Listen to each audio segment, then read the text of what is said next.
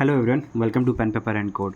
आज के introductory problems की सीरीज़ जो था मेरा CES का, उसका नेक्स्ट प्रॉब्लम जो है वो है हमारा चेसबोर्ड एंड क्वींस। तो रिकर्शन अगर सीखना चाह रहे हो तो उसके लिए ये बहुत बहुत बहुत ही अच्छा प्रॉब्लम है। ठीक है, ठीक। तो प्रॉब्लम स्टेटमेंट जल्दी से देखेंगे, ठीक है। उसके बाद सीखेंगे कि रिकर्शन से इसको कैसे सॉल्व करते हैं, मेरा डिसीजन ट्रीज़ क्या होने वाला है, मेरा बेस केस क्या होगा, कैसे सोचेंगे, कैसे इसको अप्रोच करेंगे। तो बहुत कुछ सीखने के लिए मिलेगा अगर तुम बिगनर हो, ठीक है। अगर इंटरमीडिएट लेवल के कोडर भी हो तो मे भी कुछ ना कुछ नया तुम सीखने को मिलेगा ही। तो दिल थाम के बैठो, मस्त से पानी लेके बैठो और शांति से वीडियो देखो और सब कुछ समझ में आ जाएगा। ठीक है, चलो शुरू करते हैं। तो जो मेरा प्रॉब्लम स्टेटमेंट है यहाँ पे, प्रॉब्लम स्टेटमेंट में ये कह रहा है कि your task is to place 8 queens on a chessboard, ठीक है, so that no two queens can attack each other. As an additional challenge, each square is either free or reserved, and you can place queens on the free squares. However, the reserved squares do not prevent queens from attacking each other. मतलब क्या कह रहा है कि तुम्हारे पास एक chess board दिया हुआ है, उस चेस बोर्ड में तुमको 8 क्वींस को प्लेस करना है। ठीक है, एक चेस बोर्ड है तुम्हारा, मान लो कुछ भी चेस बोर्ड है, ठीक है, बहुत सारा है, बड़ा मान लो, अभी जस्ट छोटा सा है। तो उसमें तुमको हर एक पोजीशंस पे Q1 हो गया, Q2 हो गया, ऐसे करके क्वींस को प्लेस करना है सच दैट वो आपस में एक दूसरे को अटैक ना कर सकें। ठीक है, उसके अलावा तुम कहीं भी प्लेस नहीं कर सकते। एक तो कंडीशन ये ही है कि अटैक ना कर सके, ठीक है, एक दूसरे को अटैक ना कर सके। सेकेंड क्या है कि हमको फ्री पोजीशंस जो हैं, जो रिजर्व नहीं है, ठीक है, उन पे ही प्लेस करना है। ठीक है, इन दो कंडीशन के साथ हमको बताना है कि कितने नंबर ऑफ वेज हैं क्वीन को प्लेस करने के। ठीक, तो एक एग्जांपल लेके जल्दी से समझते हैं इसको। तो मान लो तुम्हारा यही चेस बोर्ड है, वहाँ पे दिया हुआ था चेस बोर्ड 8 क्वींस के लिए। मान लो कि हम लोग को 4x4 का चेस बोर्ड है और हम लोग को 4 क्वींस को ही प्लेस करना है। ठीक है, तो इसको कैसे प्लेस कर सकते हैं भाई।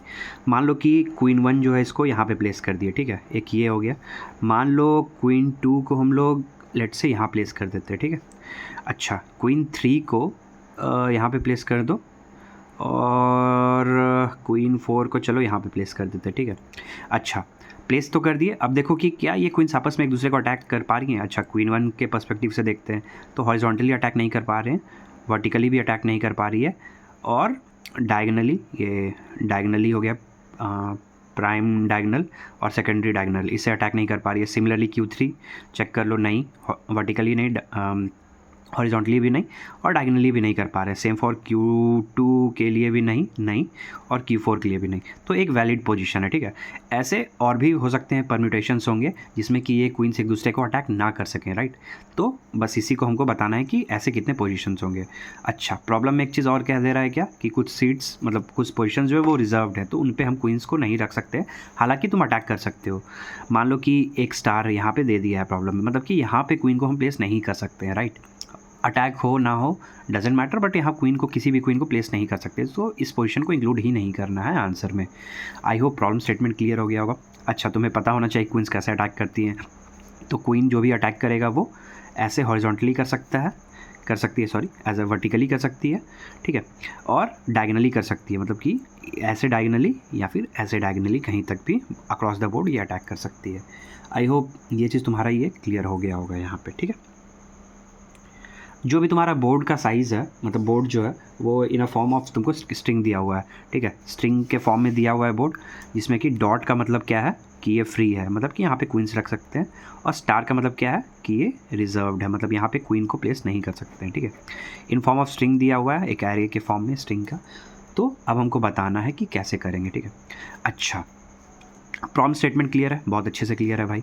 तो जल्दी से सोचते हैं कि इसमें रिकर्शन लगाना क्यों है, क्योंकि, और लूप से क्या दिक्कत आएगा। लूप से क्या है भाई कि तुम हर परम्यूटेशन के लिए ट्राई करने का कर सकते हो, लेकिन बहुत मुश्किल होगा। Q1 जो क्वीन थी मेरी, उसको यहाँ पे प्लेस किए, Q2 को मान लो कि यहाँ पे प्लेस किए, फिर बैक ट्रैक करना, फिर एक नए पोजीशन पे प्लेस करना, फिर से ट्राई करना, तो ये सब कुछ जो है मेरा रिकर्शन से बहुत ईजी हो जाता है। रिकर्शन के साथ फ़ायदा क्या आता है मेरा, वही बैक ट्रैकिंग जो हम लोग कहते हैं यहाँ पे, है ना। बैक ट्रैकिंग सीखने को मिलेगा कि अगर एक वैलिड या इनवैलिड, जो भी मेरा एक पूरा कॉन्फ़िगरेशन आ जाता है सारे क्वींस को बैठा के, वैलिड है तो उसको आंसर में इंक्लूड कर दो, वैलिड नहीं है तो इंक्लूड नहीं करके बैक ट्रैक करके नए पोजीशन पे जाके फिर से ट्राई करो। तो इसी को ही बैक ट्रैकिंग कहते हैं, ठीक है। ये चीज़ क्लियर है? अच्छा, तो रिकर्शन लिखने का रूल्स क्या है? रिकर्शन लिखना बहुत ईजी है, दो चीज़ को हमेशा ध्यान में रखना है, ठीक है। पहला क्या, बेस कंडीशन मेरा क्या होगा या बेस केस जो कह लो वो। सेकंड मेरा हमको कॉल्स वगैरह फंक्शन का जो कॉल्स होगा ना उसको कैसे करना है उसको ही देखना, उसके अलावा और कुछ नहीं है, ठीक है। तो कॉलिंग वाला पार्ट या फिर मेरा कह दो, इसको कह सकते हैं हम लोग डिसीजन ट्री। डिसीजन ट्री बनाना आ गया तुमको तो 90% तुम्हारा रिकर्शन कंप्लीट है, ठीक है, बहुत कंप्लीट। तो पहले डिसीजन ट्री देखते हैं कि कैसे बनेगा, राइट। उसके बाद हम लोग एक बेस कंडीशन देखेंगे कैसे, जब रिकर्शन तुम्हारा स्टॉप कहाँ होगा, ये है रिकर्शन कैसे चलेगा, ये है स्टॉप कैसे होगा, बस यही दो चीज़ है, ठीक है। डिसीजन ट्री देखते हैं, ठीक है। तो मान लो मेरे पास कितने क्वींस थे, शायद 8 क्वींस बोला हुआ था ना प्रॉब्लम में, 8 क्वींस है मेरे पास, ठीक है। तो 8 क्वींस को गोली मारो, अभी एक क्वीन के पर्सपेक्टिव में देखते हैं, ठीक है। मान लो एक क्वीन लेके हम लोग हैं, कोई भी एक क्वीन है, वो एक पर्टिकुलर किसी पोजीशन पे है, इस पर्टिकुलर जो मेरा चेस बोर्ड है इसके किसी पोजीशन पे है। मान लो कि कोई एक कोऑर्डिनेट है, उसको एक्स और वाई कोऑर्डिनेट्स कह लेते हैं, ठीक है। ये क्वीन जो है इस एक्स वाई पे हम लोग चाह रहे हैं कि इसको रख सकें, ठीक है, चाह रहे हैं कि इसको रख सकते हैं या नहीं वो देखना है। तो उसको चेक करने के लिए क्या करना होगा, पहले तो हम लोग ये देखेंगे कि इस पे एक्चुअली रख सकते हैं कि नहीं, मतलब कि क्या ये रिज़र्व तो नहीं है, ठीक है। तो पहले हम लोग ये चेक कर सकते हैं रिज़र्व तो नहीं है, ठीक है। अगर रिज़र्व्ड है, अगर ये रिज़र्व्ड है तो मतलब कि एक्स वाई पे तो नहीं रख सकते हैं, तो हम लोग किसी और पोजीशन पे जाके चेक करेंगे फिर से सेम, ठीक है। तो वहीं से हम लोग बैक ट्रैक करके चले जाएंगे कि भाई इस एक्स वाई पे नहीं रख सकते हैं, किसी और पोजीशन पे हमको रखना पड़ेगा, ठीक है। अगर रिज़र्व नहीं है, ये पर्टिकुलर पोजीशन मेरा रिज़र्व नहीं है, ठीक है, तो अब हम क्या करेंगे, इस पर एटलीस्ट पहला कंडीशन तो है कि मेरा ये ठीक है कि हाँ भाई रखा जा सकता है। नेक्स्ट कंडीशन क्या था मेरा कि they don't attack each other, attack नहीं होना चाहिए, राइट, अटैक नहीं होना चाहिए। इसके लिए क्या ज़रूरत है कि हमको पता हो कि मेरे पहले जो भी क्वींस आई हैं, मान लो ये आईएथ क्वीन थी, तो इस मेरे पहले जो भी i-1 जितने भी क्वींस आई हैं, 1 हो गया, 2 हो गया, 3 हो गया, लेके i-1 है, उनका पोजीशंस हमको पता होना चाहिए ना भाई। यहाँ पे मान लो ये क्वीन हम प्लेस किए तो हमको पता होना चाहिए कि मेरे पहले की क्वींस कहाँ रखी हुई हैं, कहाँ किस पोजीशन पे प्लेस्ड है अभी तक। तो उसके बेसिस पे हम चेक कर सकते हैं कि कोई भी अटैक पॉसिबल है इस पर्टिकुलर क्वीन आई के लिए, जो भी i-1 क्वींस पहले प्लेस्ड हैं, क्या वो किसी भी फॉर्म में अटैक कर सकती हैं, ठीक है। अटैकेबल मान लो इसको लिख देते हैं कि अटैक पॉसिबल, ठीक है, पॉसिबल। अगर यस तो अगेन ये ऐसा कंडीशन हो गया कि एक्स वाई पोजीशन पे हम लोग नहीं रख पाएंगे आईएथ क्वीन को, तो हम लोग को कुछ और ट्राई करना होगा, कोई और पोजीशन। और अगर अटैक पॉसिबल नहीं हो पा रहा है, कोई भी i-1 जितनी भी क्वीन से वो अटैक नहीं कर सकते हैं इस पर्टिकुलर क्वीन को, तो हमको इसको प्लेस कर देंगे, राइट, एक्स वाई पोजीशन पे प्लेस कर देंगे उसको, कोई दिक्कत ही नहीं है। ये मेरा बेस्ट केस सिनेरियो है ना। अच्छा, ये पूरा मेरा डिसीजन ट्री हो गया। हम लोग देखना इसी को फॉलो करते हुए कोड लिखेंगे, ठीक है। इसके अलावा अब आते हैं बेस कंडीशन पे कि कब तक रुकेगा ये कब तक चलेगा। तो ये जो हम कर रहे हैं, कितने क्वींस के लिए कर रहे हैं, 8 क्वींस के लिए, 1 के लिए किए, 2 के लिए किए, 3 के लिए, ठीक है। तो एट अ पॉइंट जब हम लोग ये सारे क्वींस को प्लेस कर चुके हैं ना, 1 2 3 से लेके 8th क्वीन तक प्लेस कर चुके हैं, ठीक है। तो जब मेरा सारे क्वींस को, ऑल क्वींस आर प्लेस्ड, ठीक है, जॉब वाला प्लेस नहीं भाई, ठीक है, बोर्ड पे रखने का बात हो रहा है। तो सारे क्वींस को हम लोग प्लेस कर चुके हैं, तो उस वो क्या है, एक मेरा वैलिड कॉन्फ़िगरेशन है कि नहीं, ये मेरा वैलिड कॉन्फ़िगरेशन हो गया, ठीक है। आई होप ये क्लियर हो। अदरवाइज़ कुछ भी गड़बड़ हुआ है, मान लो यहाँ पे गड़बड़ हो रहा था कि जो वहाँ पे एस्ट्रिस्क है मेरा, मतलब कि रिजर्व था, तो वहाँ पे क्या कर देंगे, रिटर्न 0 कर सकते हैं कि हम लोग प्लेस नहीं कर सकते हैं। या फिर यहाँ पे कोई अटैक कर रही है क्वीन, इस केस में रिटर्न 0 करेंगे। रिटर्न 1 कब करना है, अगर वैलिड कॉन्फ़िगरेशन होगा, ठीक है, उस केस में 1 रिटर्न करेंगे कि ये वैलिड कॉन्फ़िगरेशन। तो ऐसे ही बाकी सारे वैलिड कॉन्फ़िगरेशंस को हमको काउंट करना है। दैट्स इट, प्रॉब्लम भाई बस इतना सा है और कुछ भी आपको नहीं करना है, ठीक है। आई होप ये चीज़ क्लियर है। मेरा बेस केस हम लोग डिस्कस कर चुके हैं, डिसीजन ट्री क्या रहने वाला है ये डिस्कस कर चुके हैं। तो अब तुम्हारे पास 2 चॉइसेस हैं, वीडियो में आगे कंटिन्यू करो, देखो कि हम सॉल्यूशन कैसे लिखते हैं, या फिर वीडियो पॉज करो, एक बार एटलीस्ट खुद से ट्राई करो रिकर्शन को लिखने का, ठीक है। रिकर्शन क्या था, यहाँ पे हम लोग क्या ही कर रहे हैं, एक्स वाई ये एक पर्टिकुलर पोजीशन को चेक कर रहे हैं और कौन सी क्वीन के लिए हमको चेक करना है ये कर रहे हैं, ठीक है। तुम क्वींस का एक लिस्ट ले लो, ठीक है। एक एरे मान लो ले लो जिसमें तुम रखते जाओ कि कौन कौन से क्वींस को तुम अभी तक प्लेस कर चुके हो, और ith क्वीन को कंपेयर कर लो कंडीशंस लगा के। कंडीशंस क्या होगा भाई, horizontal, vertical, across, diagonals attack नहीं होना चाहिए। ये कंडीशंस पे तुमको प्रीवियस क्वींस को चेक करना है, ठीक है। और क्या क्या वेरिएबल्स है, ये ith क्वीन वेरी करेगी और प्लस x और y, बस यही 3 वेरिएबल्स है ना मेरा, क्वीन और पोजीशन। ट्राई करो एक बार लिखने का, कर पा रहे हो तो बहुत अच्छी बात है भाई, बहुत अच्छा प्रॉब्लम है। क्लैरिटी एकदम स्मूथनेस आ जाएगा तुम्हारा पूरे डिस्कशन पे। नहीं तो नेक्स्ट सेक्शन में मूव करते हैं, वहाँ पे देखेंगे कि ये सबको हम लोग छोटे छोटे पीसेस को मिला के, जैसे अटैक करना हो गया, रिजर्व है कि नहीं, ये डिसीजन ट्री जो पूरा हम लोग डिस्कस किए, इसको मिला के हम लोग पूरा कंबाइन करेंगे, स्टिच टुगेदर करके अपना कोड फाइनली कंप्लीट करेंगे, ठीक है।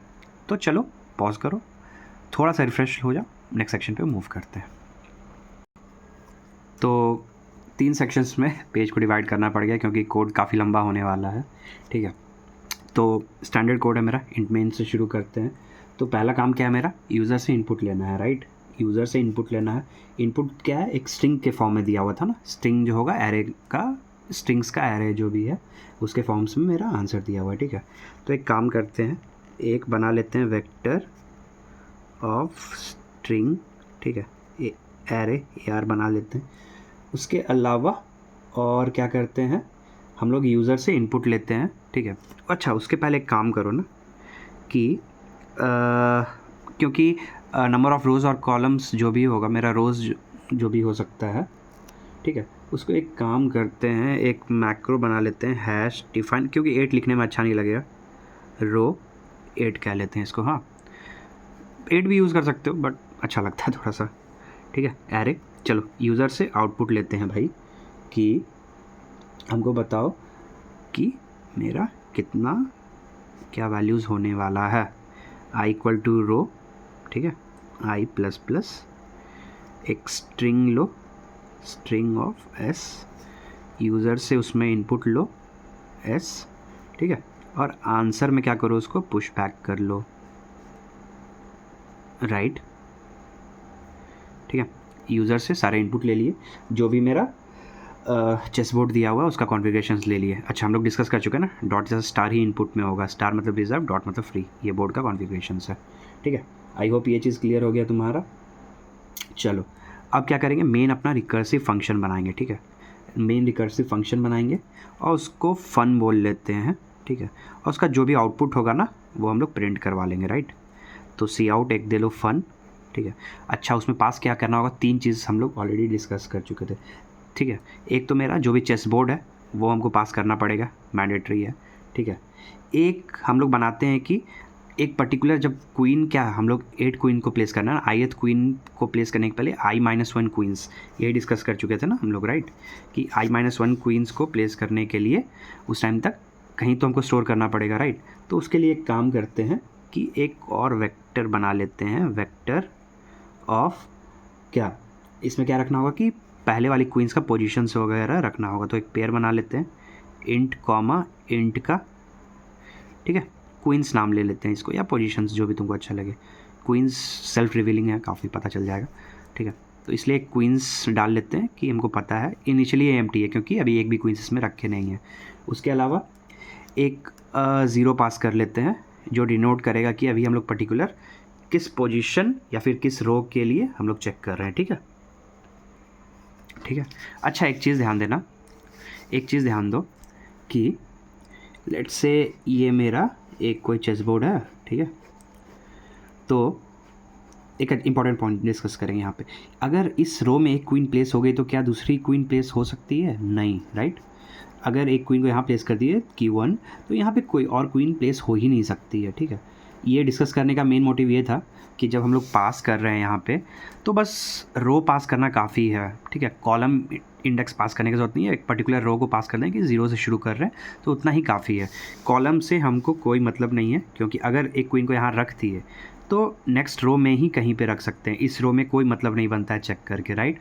और किसी भी कोई भी कॉलम हो जाए उस पर चेक करने का कोई भी मतलब नहीं बनता है, हमको चेक कहाँ करना है, अब नेक्स्ट पे ही आगे करना है, ठीक है। इसीलिए क्या है ये मेरा रो है, रो का वैल्यू है करंट रो का, ठीक है। जो भी आंसर आएगा समेशंस करना है और इसको हमको यहाँ पे प्रिंट करवा लेना है, ठीक है। इसको क्लोज कर लेते हैं, रिटर्न 0 करवा के और मेरा मेन फंक्शन जो है कंप्लीट हो चुका है, राइट। चलो बढ़िया। अब क्या है भाई, तो अपना सेकंड मोस्ट इम्पॉर्टेंट फंक्शन जो है उसको लिखते हैं, ठीक है, फन वाला फंक्शन। तो ये मान लो इंट है, ठीक है, फंक्शन। इसमें क्या क्या पास किए थे हम लोग, एक था मेरा एरे यहाँ पे, राइट, एक मेरा एरे था वो, तो vector of string of array ampersand दे लेना भाई, क्यों, आई होप पता है तुमको, ठीक है। नेक्स्ट एक मेरा है क्वींस वाला, right, vector of pair of int comma int queens, उसके अलावा इंट ऑफ एक्स कह लेते हैं, मतलब एक्स क्या रो ही है, जो भी तुमको अच्छा लगे, ठीक है। अच्छा बढ़िया। अब मेरा पहला चीज़ क्या लिखना है हम लोगों को, बेस केस लिखना है अपना, ठीक है। बेस केस कंडीशन मेरा क्या था, बेस केस था कि सारा चेक करना कि सारे क्वींस प्लेस्ड हैं, अगर वैलिड कॉन्फ़िगरेशन है, सारे क्वींस प्लेस हो चुकी हैं तो 1 रिटर्न करवा देना, ठीक है। तो ये कैसे चेक कर सकते हैं, तो मेरा क्वींस वाला जो एरे है ना भाई, हाँ, अगर उसका साइज़ जो है वो मेरा रो के बराबर हो गया, या 8 जो कह लो, रो लिख लेते हैं। अच्छा ठीक है, रो क्या है हम लोग डिफाइन कर चुके थे ना, रो का वैल्यू 8, तो 8 से रिप्लेस कर, रो से रिप्लेस कर देगा 8 इसको, ठीक है। अगर इसका साइज़ 8 हो चुका है, मतलब सारे क्वींस को हम लोग प्रॉपरली फिल कर चुके हैं सारे कॉन्फ़िगरेशंस के लिए, तो उस केस में कुछ नहीं करना है, हमको रिटर्न करवा देना है 1, मतलब ये एक वैलिड केस था, ठीक है, इसको रिटर्न 1 करवा देना है। अदरवाइज़, ठीक है, क्वींस अभी सारे क्वींस को प्लेस नहीं किया गया है, इसका साइज़ 8 नहीं हुआ है ना, तो फिर हम लोग नीचे आके जो भी काम था डिसीजन ट्री के बेसिस पे काम करेंगे, ठीक है। अच्छा तो अभी हम लोग कौन से रो के लिए चेक करें, एक्स रो के लिए, ठीक है। तो एक काम करो, एक लूप लो, उससे पहले एक जो तुम्हारा आंसर कैलकुलेट करेगा, काउंट एक्चुअली में जो भी कॉन्फ़िगरेशंस का काउंट है वो कैलकुलेट करेगा, उसके लिए एक आंसर बना लो, ठीक है। अब नीचे आओ, for int I equal to 0, ठीक है, और आई का वैल्यू, या फिर जे से कर लेते हैं ना, चलो जे लेस देन जो भी तुम्हारा कॉलम्स है, ठीक है, 8, या फिर इसको रो एक और तुम बना सकते हो डिफाइन कॉल करके 8 के लिए, 8 अगर यूज़ नहीं करना है, अच्छा नहीं लगता है तो जे प्लस प्लस, ठीक है। चलो अब क्या करेंगे कि चेक करेंगे इस पर्टिकुलर रो एक्स रो का जेथ कॉलम, ठीक है, उस पर चेक करेंगे, मतलब क्या कि AR ऑफ एक्स कॉलम जेथ रो, पहले हम लोग सबसे पहले क्या चेक कर रहे थे भाई कि इस पे पॉसिबल है कि रिज़र्व है कि नहीं, ठीक है। रिज़र्व कैसे चेक करेंगे, अगर रिज़र्व है इक्वल टू एस्ट्रिस्क मेरा है, ठीक है, तो कुछ नहीं भाई, हम लोग यहाँ पे कुछ नहीं कर सकते, क्वीन को रखना पॉसिबल ही नहीं है, तो कंटिन्यू करके नेक्स्ट जे के पोजीशन पे जाके चेक कर लेंगे, राइट। बहुत अच्छे, ये वाला कंडीशन मेरा कंप्लीट हुआ। अगर रिज़र्व नहीं है, मतलब ये फ्री पोजीशन है, ठीक है, फ्री पोजीशन है, तब क्या करेंगे, तो फिर हम लोग चेक करेंगे अटैक पॉसिबल है या नहीं, ठीक है। अच्छा बढ़िया, तो उसके लिए एक फंक्शन बना लेंगे, if let's say is attackable, ठीक है, इज़ अटैकेबल, बहुत अच्छे, या फिर इज़ नॉट अटैकेबल ना, ऐसा नाम दे लेते हैं, चलो नॉट अटैकेबल, इज़ अटैकेबल, ठीक है, हाँ चलो बहुत अच्छे, ठीक है। और इसमें पास करते हैं क्वीन को, जो भी मेरा अभी क्वीन का जो भी मेरा लिस्ट है उसको, प्लस ये करंट वाला जो भी पोजीशन जिसमें हम रखना चाह रहे हैं, तो किस पे रखना चाह रहे हैं, इसको एज अ पेयर के फॉर्म में भेज देते हैं, ठीक है, एक्स कॉलम और एक्स रो और जेथ कॉलम, ठीक है। चलो अगर अटैक पॉसिबल नहीं है, इज़ नॉट अटैकेबल लिख लो ना, कन्फ्यूजिंग क्यों ही करना, इज़ नॉट अटैकेबल, ठीक है, इज़ नॉट अटैकेबल, ठीक है, नॉट हटा दो, is not attackable, straight forward रहेगा। अगर इस पर्टिकुलर क्वींस का जो भी लिस्ट है और एक्स जे पोजिशन के लिए अटैक पॉसिबल नहीं है, तो हम लोग क्या करेंगे भाई कि क्वींस वाले लिस्ट में इसको ऐड कर लेंगे, ठीक है, क्वींस डॉट पुश बैक, ठीक है, किसको ऐड करना है, एक्स कॉमा जे को, इस पर्टिकुलर क्वीन को, जो भी मेरा आयत क्वीन चल रहा है उसको ऐड कर लेंगे, ठीक है। और उसके बाद क्या करेंगे, आंसर में और बाकी कॉन्फ़िगरेशंस को चेक करेंगे, मतलब अगले पोजीशन पे जाके हम लोग देखेंगे, अगर अटैक पॉसिबल नहीं हो पाता है तो फिर आई प्लस जो 1th क्वीन है उसके लिए जाके चेक करेंगे, राइट। तो इसी के लिए क्या करेंगे, फन में कुछ नहीं करना है, क्वीन, ठीक है, x+1 मतलब नेक्स्ट कॉलम के लिए पास कर दो, बहुत अच्छे। और ऐसे करके ये एक दूसरे को फंक्शन कॉल होता रहेगा जब तक कि मेरा बेस कंडीशन जो था वो हिट नहीं करता, मतलब 1 आएगा। तो जो भी मेरे आगे के कॉन्फ़िगरेशन आएंगे वो मेरा आंसर यहाँ पे इस पर्टिकुलर पॉइंट पे स्टोर रहेगा, राइट। ठीक, तो स्टोर हो गया। अब क्या करना होगा, इसको ऐड किए थे ना, अगर मान लो यहाँ पे अटैक पॉसिबल नहीं था तब भी मेरे पास 2 चॉइसेस अभी भी हैं, राइट। अगर अटैक पॉसिबल नहीं है तो या तो हम क्वीन को एक्चुअली में यहाँ प्लेस करें या तो ना करें, ठीक है। वो मेरे ऊपर है कि एक पर्टिकुलर पोजीशन के लिए, समझ रहे हो, एक पर्टिकुलर पोजीशन के यहाँ पे रख सकते हैं क्वीन को, ठीक है, Q2 को रख सकते हैं। पर मेरे पास चॉइस है ना भाई, यहाँ नहीं रख के हम चलो यहाँ रख देंगे, यहाँ रख देंगे, तो वो मेरे पास चॉइस है, राइट। तो सिमिलरली एक तो केस ये हो गया कि यहाँ पे रख सकते तो रख लिए, इसलिए क्वीन में ऐड कर लिए। एक कंडीशन क्या है मेरा कि चलो हम क्वीन को यहाँ पे रखेंगे ही नहीं, तो ये जो भी मेरा पुश बैक ऑपरेशन था इसको रिवर्ट कर लेंगे। मतलब क्या कि हम लोग रखे थे, अब मेरा मन है कि इसको नहीं रखने का, राइट, इसको नहीं रखने का यहाँ पे, है ना। चलो बहुत अच्छे, मतलब कि jth कॉलम पे हम नहीं रखेंगे, हम J+1 पे जाके ट्राई करेंगे, J+2 पे जाके ट्राई करेंगे, उसके लिए है ये। तो जो भी चेंज हम किए थे उसको रिवर्ट कर लिए कि इस ith क्वीन को हमको यहाँ नहीं रखना है, दैट्स इट, बस वही है। ये हो गया। फिर ये इफ़ कंडीशन को बंद करो, ये फॉर लूप को बंद करो, ठीक है। और मेरा क्या है, रिटर्न। अब जितने कॉन्फ़िगरेशंस का आंसर मेरा आया होगा यहाँ पे सबका समेशन करो और अंततः उसको रिटर्न करवा लो, राइट। तो ये पूरा मेरा मेन कोड था, मेन ही कह लो, ये पूरा मेरा मेन कोड था यहाँ पे, ठीक है। उसको रिटर्न करवा लेंगे। अब हमको बस एक चीज़ और इम्प्लीमेंट करना है, इज़ नॉट अटैकेबल, है ना। इसको इम्प्लीमेंट करते ही मेरा कोड कंप्लीट हो जाएगा। ये चाहो तो खुद से भी कर सकते हो, बेसिक कंडीशन ही वही हम लोग जो ऑलरेडी डिस्कस कर चुके हैं, horizontal, vertical, across, diagonals attack हो रहा है कि नहीं, यही चेक करना है। तो वही हम लोग इस फंक्शन में इम्प्लीमेंट करेंगे। चलो, तो यही है मेरा इज़ नॉट अटैकेबल फंक्शन। उसमें हम लोग क्या किए हैं, अभी तक जितने क्वींस हैं उनका पोजीशंस, उनका लिस्ट जो भी है पोजीशंस के साथ में, प्लस करंट वाली ith क्वीन का पोजीशन, ये है, ठीक है।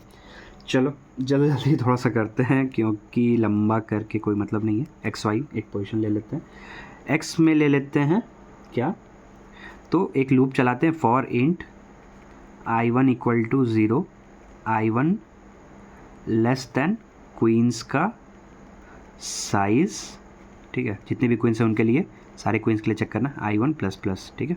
चलो नेक्स्ट, X में स्टोर कर लेते हैं क्वीन I का रो जो भी है, ठीक है। सिमिलरली Y में स्टोर कर लेते हैं क्वीन I का सेकेंड वैल्यू, मतलब जो भी कॉलम पे है वो I। तो X क्या है, रो, Y है मेरा कॉलम। आई होप ये चीज़ क्लियर होगा। तो देख लो क्या कि अगर x = p.first और y = p.second, ठीक है। अच्छा, एक चीज़ और हम लोग को ज़रूरत पड़ने वाला है, एक मान लो बूल रिटर्न करेंगे ना, ट्रू या फॉल्स, तो इज़ प्लेसेबल, ठीक है। अभी इसको करके रखते हैं ट्रू, कहीं पे फॉल्स होगा तो फॉल्स मार्क कर देंगे, ठीक है। अच्छा, तो अगर मेरा जो क्वीन है, ith क्वीन है, अगर उसका रो किसी भी उसके पहले वाली क्वींस के बराबर हो जाता है या फिर कॉलम बराबर होता है, तो इस केस में हम लोग उसको नहीं प्लेस कर सकते, राइट। तो इसलिए क्या कर देंगे, इज़ प्लेसेबल को बना देंगे फॉल्स, राइट। तो मेरा वर्टिकल और हॉरिजॉन्टल वाला कंडीशन चेक हो गया, राइट। अब क्या करना है, हमको डायगोनल चेक करना है, ठीक है। डायगोनल 2 तरीके का होता है, एक तुम्हारा प्राइमरी डायगोनल ऐसा वाला, और एक होता है तुम्हारा सेकेंडरी डायगोनल ऐसे वाला, उनको चेक करना है, ठीक है। तो चलो प्राइमरी चेक करते हैं, प्राइमरी डायगोनल, ठीक है। उसके लिए क्या कर लेते हैं, मान लो इंट I = x+1 और j = y+1। तो इसका मतलब क्या है कि अगर क्वीन यहाँ पे है, ठीक है, यहाँ पे अभी पहले वाली क्वीन प्लेस है, तो हमको चेक करना है उसके आगे ऐसे करके, राइट, और फिर ऐसे, फिर ऐसे, फिर ऐसे। तो अभी हम लोग ये वाला पोजीशंस को चेक करेंगे, ठीक है। चलो, तो इस पोजीशन को चेक करते हैं और while I less than 8 and J is less than 8, ठीक है। अब चेक करो कि if I equal to P का फर्स्ट मतलब कॉलम सेम है और सॉरी रो सेम है और कॉलम भी सेम है, राइट। तो ऐसा है, तो इस प्लेसेबल को क्या करो, फॉल्स कर दो, है ना। ये चीज़ क्लियर है। और क्या कर सकते हो, अगर नहीं है तो फिर आई प्लस प्लस जे प्लस प्लस, ऐसे ही हम लोग नीचे हॉरिजॉन्टली देखते जाएंगे, राइट। चलो इसको क्या करना है, कंटिन्यू करना है, ठीक है। सिमिलरली अब क्या चेक करो कि ये तो हो गया मेरा प्राइमरी के लिए ना, सेकेंडरी के लिए भी चेक कर लेते हैं, ठीक है। अच्छा एक चीज़ ध्यान देना कि तुमको इस साइड जाके चेक करने का ज़रूरत नहीं है। क्यों ज़रूरत नहीं है भाई, क्योंकि ये तुम्हारे पहले जो भी क्वींस होंगी वो जब अपना डाउन चेक कर रही होंगी, डाउन हॉरिजॉन्टल प्राइमरी पे, तो ऑलरेडी चेक हो गया होगा, तो ये करके दोबारा मतलब नहीं बनता है, ठीक है। सिमिलरली चलो सेकेंडरी डायगोनल का देख लेते हैं। तो उसमें क्या करते हैं भाई कि आई इक्वल टू एक्स प्लस 1 और जे इक्वल टू वाई माइनस 1, मतलब क्या, मतलब ये कि अगर तुम इस पर्टिकुलर क्वीन के लिए चेक कर रहे हो तो क्या करना है तुमको कि नेक्स्ट रो में जाके, ठीक है, नेक्स्ट रो में जाके एक तुमको माइनस कर लेना है, राइट। चलो तो while i is less than 8 and J is greater than और equal to 0, similarly same conditions वैसा ही रहेगा, i equal to p dot first, ठीक है, and j equal to p dot second. अगर ऐसा है तो इस प्लेसेबल को क्या करेंगे हम लोग, फॉल्स बना देंगे। इस प्लेसेबल को क्या बना देंगे, फॉल्स, है ना ये चीज़। अच्छा नहीं तो आई प्लस प्लस जे माइनस माइनस पीछे वाले जो भी हो रहे हैं मेरे डायगोनल्स पे, उसको देखते जाना है। आई होप क्लियर होगा। अच्छा इफ़ अगर यहाँ पे ऑप्टिमाइजेशन डाल सकते हो, if is placeable equal to false, ठीक है। तो तुम यहीं पे ब्रेक कर जाओ, बाकी क्वींस के लिए तुमको देखने का ज़रूरत नहीं है, ब्रेक कर जाओ। अदरवाइज़ क्या कर सकते हैं, कंटिन्यू करो सारे के लिए, अंततः रिटर्न करवा दो किसको, इज़ प्लेसेबल को। जगह थोड़ा कम पड़ गया था बट हो गया। तो ये पूरा तुम्हारा जो फंक्शन है ना, ये पूरा तुम्हारा फंक्शन है इज़ अटैकेबल का, ठीक है। कोड कंप्लीट हो चुका है। काफ़ी लंबा वीडियो हो गया, ठीक है, बट आई होप ये चीज़ क्लैरिटी तुमको मिल गई होगी कि कैसे क्या करना है, ठीक है। कोड को बात करते हैं जल्दी से, इसका टाइम कॉम्प्लेक्सिटी, ठीक है, और स्पेस कॉम्प्लेक्सिटी, ठीक है। तो coming to its complexity, time complexity, यहाँ पे मेरा टाइम कॉम्प्लेक्सिटी होगा n फैक्टोरियल। n फैक्टोरियल नहीं, क्योंकि n क्वींस की जगह पे यहाँ पे 8 क्वींस है, तो 8 फैक्टोरियल। 8 फैक्टोरियल कैसे हो रहा है कि हम लोग क्या कर रहे हैं कि 8th रो के लिए हर पॉसिबल केस को चेक कर रहे हैं, राइट। मान लो कि 8 बॉक्सेस था, तो सब में प्लेस कर करके देख रहे हैं कि कितने नंबर ऑफ़ पॉसिबल वेज हैं जिसमें कि हमको प्लेस किया सकता है, नंबर ऑफ़ वेज क्या है, राइट, कितने परम्यूटेशंस पॉसिबल है 8 क्रॉस बोर्ड पे, ठीक है। इसलिए इसका n फैक्टोरियल की जगह पे 8 फैक्टोरियल हो गया कॉम्प्लेक्सिटी, तो n फैक्टोरियल कह सकते हो, बेटर ही है, ठीक है। Next space complexity. तो स्पेस कॉम्प्लेक्सिटी अगर तुम देखने जाओ तो मोस्ट ऑफ द थिंग्स मेरा कांस्टेंट स्पेस में ही हो रहा है। एक तो मेरा ये क्वीन वाला एक एक्स्ट्रा स्पेस ले रहा है, राइट, तो इसका वर्स्ट केस में क्या जा सकता है, ऑर्डर ऑफ 8, ठीक है, सबसे वर्स्ट केस में। सेकंड मेरा रिकर्शन कितना कॉल्स हो रहा है, रिकर्सिव कॉल्स क्या है मेरा, वो भी ऑलमोस्ट कांस्टेंट ही है, 8 क्रॉस 8, ठीक है। मतलब क्यों 8 क्रॉस 8 कह रहे हैं कि इस पोजीशन पे चेक किया, इस पोजीशन पे चेक किया, ऐसे चेक किया, ऐसे सारे के लिए चेक करेगा, ठीक है।